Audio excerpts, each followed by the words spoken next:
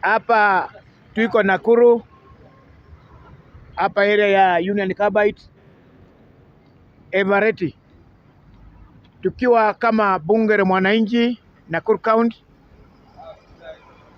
wasemaji wa wanyonge ama watetezi wa haki ya wanyonge ambao hawana mtetezi. Sisi tunaongea mambo yao.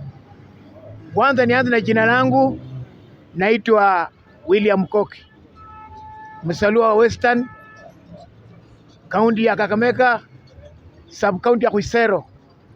Bunge wangu akiwa na bwana Aseka Mirati, kijana mchapakazi.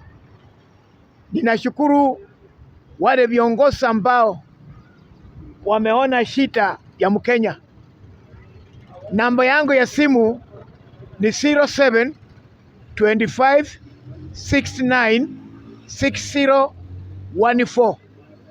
Hiyo ndio namba yangu ya simu, 07 25 69 6014. William Koki ama William Obudiba, utanikuta hapo. Mimi nikiwa kama wanachama wa bunge la mwananchi hapa Everett, kuna matatizo ambao ninaenda kuongelea, yale ambao tunaona serikali yetu ambao haijachukua majukumu ya kusuluhisha ama kuzungumzia habari ya jambo hili. Jambo la kwanza, ukosaji wa ajira kwa vijana. Jambo la pili, mambo ya kujienua na kujitangaza ya kwamba hao ndio hawa, bila kujua kwamba Kenya hii kuna wasomi na kuna wale ambao hawakusoma, lakini wanakumulika kuona jinsi unapoendelea na kulinda Wakenya wapenda amani. Siasa ambayo tuko nayo wakati huu ni siasa ya kusema one term. Sababu gani? Wakenya wamechoka, punda imechoka na misiko. Unataka mtu ambao atawatoa hii misiko ambao imewasumbua usiku na mchana.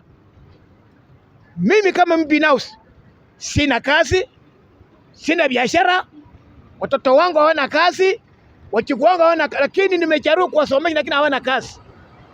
Alafu nasema kwamba kuna Wakenya karibu 1000 kadhaa wamepata. Ni kazi gani waliopata? Wale vijana ndio wamelala hapa, wako na madarasa shule, hawana kazi. Hata kama wao mwenyewe watanganya mambo ya kazi, pesa kazi yao kusanya pesa kwa mifuko, lakini bila kujali wananchi ambao waliwapikia kura. Hiyo ni kitu ambao lazima tuzungumzie. Nami ningesema hivi, nanyi viongozi, tunapowakosoa msijaribu kufunga hii mitambo, kwa sababu wakati tunawakosoa, wacha mwananchi aone shida ambao tunaongea, tuone mambo ambayo tunaongea. Na ninaomba viongozi ambao ni wa upinzani, nanyi pia musimame wima kutetea haki ya wanyonge. Musije mkatuwaipisha siku za mwisho, maana mwaka uchao ni mwaka wa kura. Tunataka lazima tutafute njia ya kuokoa nchi yetu ya Kenya. Mtupe mtu mmoja mwenye atatoa misiko ambao inaumiza punda kwa mkongo. Sasa nimeona sasa watoto wamefukuzwa kwa shule kwa sababu ya school fees. Nimeona kwenda hospitali, wewe ni mgonjwa, ukiandikwa dawa unaambia uende ununue. Lakini hiyo ministry kuna pesa imetengwa wakati wa budget. Hizo pesa zinaenda wapi? Hiyo ministry ya education kuna pesa zimetengwa, hizo pesa zinaenda wapi? Ni kwa sababu serikali yenyewe haifuatilii. Ndio imefungua mwanya ya headmaster ama viongozi wa mashule ama viongozi wa hospitali kukula pesa ambayo ingesaidia mwananchi wa kawaida ili mzigo ipungue. Tuliona juzi shule katika area ya Rift Valley, shule ambazo tumetumiwa pesa ya shule, na ukiangalia shule zenyewe hakuna. Shule karibu 1000 zinaonekana kwamba zimetumiwa pesa ya pasali, na ukifuata kwa line up unakuta hiyo shule hasionekani, ni jina tu, lakini unatafuta njia ya kupora pesa ya serikali.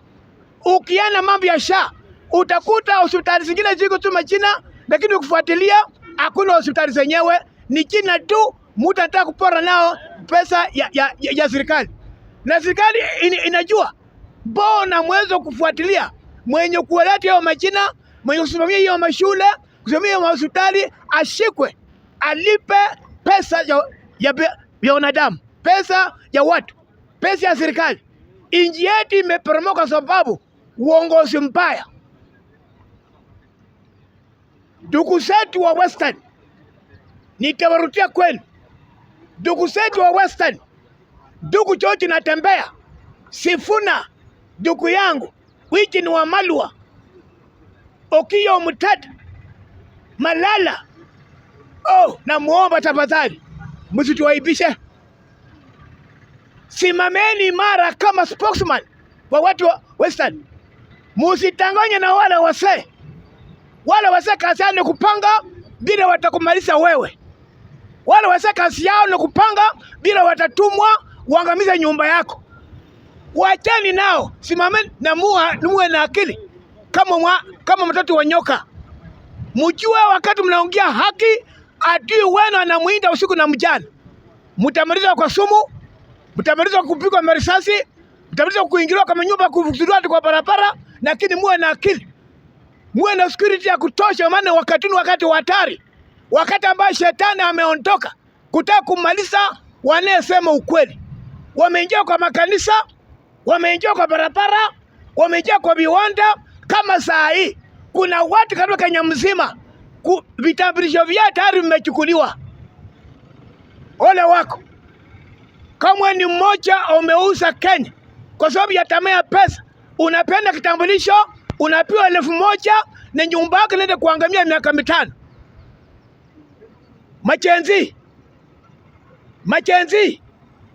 Machenzi, ninarudia kwa machenzi, muwe macho sana. Kama kura itapigwa, isionekane mahali ambayo imetokea.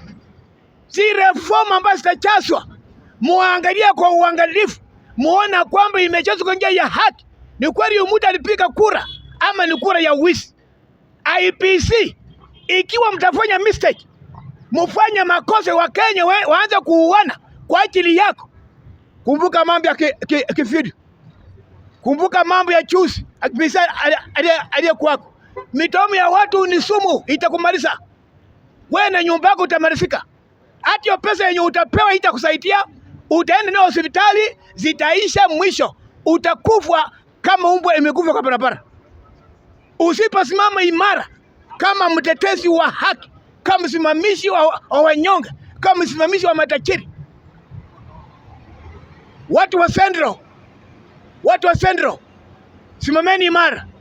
Msitanganye na pesa. Inajua kuna sanduku ya pesa imeletwa kwenu kupoteza akili ya vijana, ili vijana wakunywe, walewe, wasielewe ni wapi wanaenda.